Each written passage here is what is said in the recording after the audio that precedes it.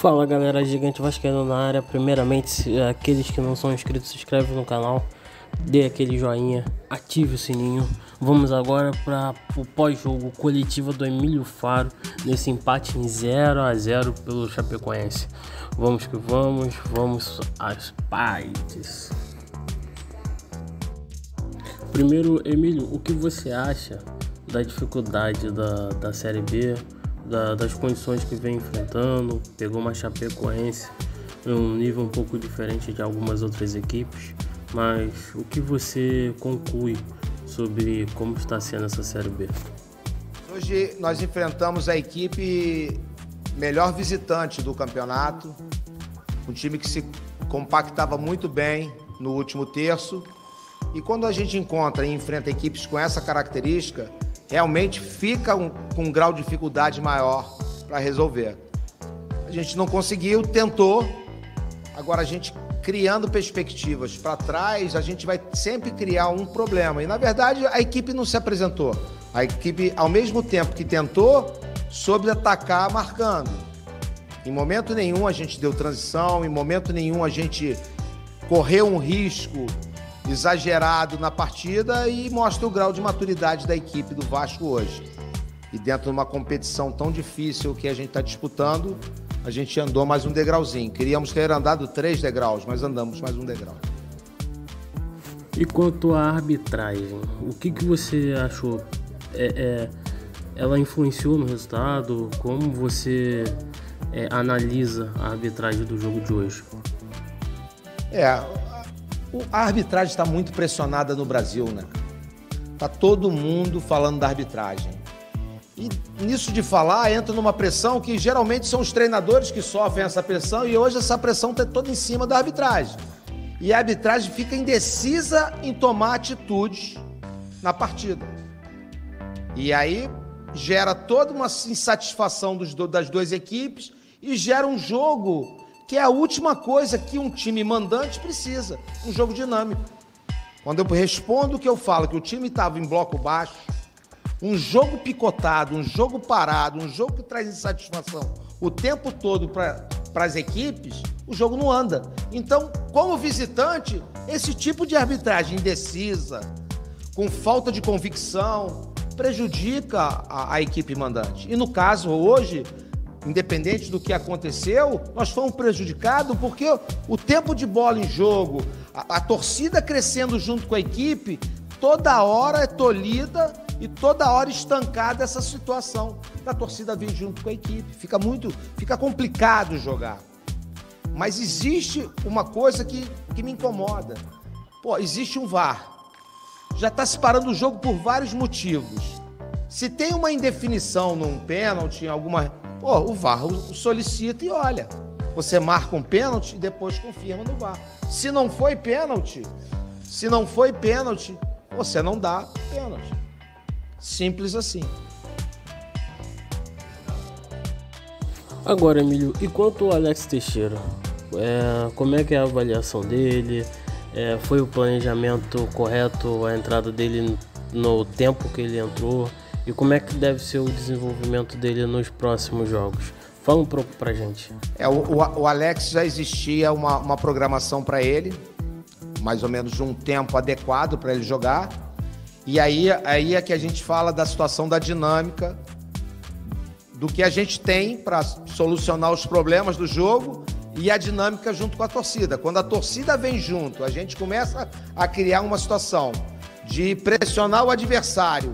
Você solicita que um jogador que está sendo uma expectativa, a torcida venha junta, o jogo para em dinâmica.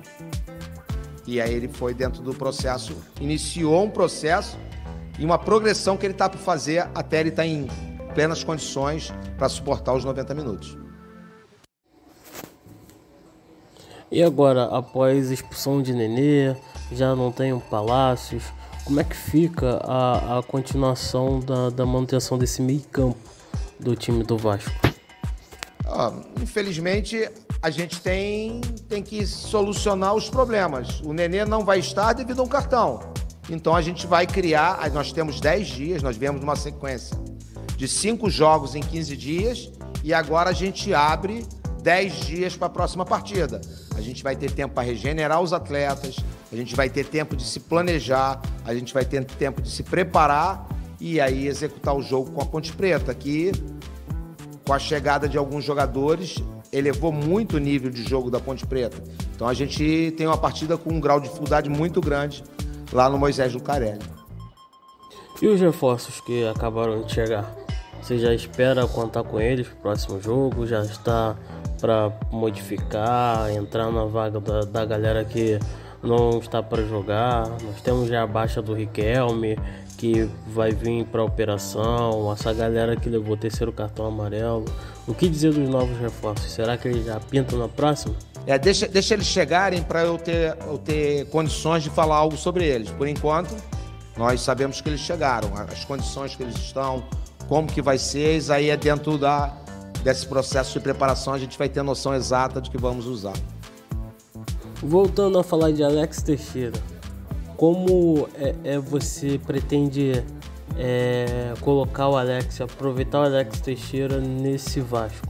Em qual posição você acha que ele vai jogar melhor, ou você vai colocar naquela posição que o time está com mais carência, vai desenvolver, vai botar ele em outras posições dependendo do formato do jogo? Fala um pouquinho pra gente. Pode aproveitar o Alex dentro da dinâmica do jogo.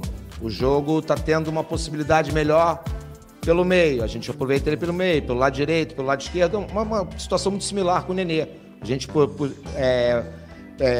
tenta manipular aonde o Nenê vai de acordo com a característica do jogo, é mais ou menos assim. O que eu queria dizer hoje, nessa parada de 10 dias para a torcida vascaína, é que a gente criou referências internas, né? No turno, nas 3 primeiras rodadas, o Vasco fez 3 pontos. Hoje, no retorno, nós estamos com 1 ponto de diferença em relação ao turno. Nós fizemos 4 pontos, nós queríamos ter feito 6, mas a gente já está à frente com relação ao turno. É uma realidade que a gente vai mostrando de uma forma não ansiosa, de uma forma não acelerada, que a gente vai se comparar a nós mesmos. E aí a gente vai conseguir o acesso com certeza. E com a eventual ausência do Gabriel Dias? Naturalmente, pelo Vasco que vem jogando, seria o próprio Léo Matos que ocuparia a vaga.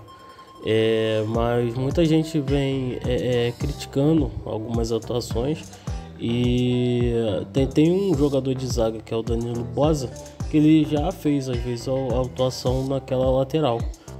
O que você me diz quanto a essa questão, a posição, como é que você vai usar a substituição do Gabriel Dias? Temos essa preparação para definir. O que a gente tinha combinado diante de uns jogos com uma densidade muito grande, 5 jogos em 15 dias, a gente iria criar uma situação de alternar o Léo com o Gabriel. E aí o Gabriel sentiu hoje, vamos ver como o departamento médico do Vasco se posiciona em relação a isso. E aí a gente, dentro dessa programação, a gente vê o que a gente faz. E Emílio Faro, me fala mais uma vez sobre a tua avaliação dessa Série B. E até um pouco mais, né? Você já tem uma certa experiência, né, nessa competição. Fala um pouco mais, né, do que você tem achado e qual a dificuldade que você prevê para o Vasco.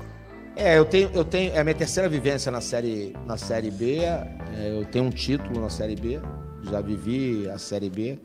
E a Série B é uma série onde o imponderável é muito constante, né? Você acha que é uma série de muita competição. Todos os jogos são muito competitivos.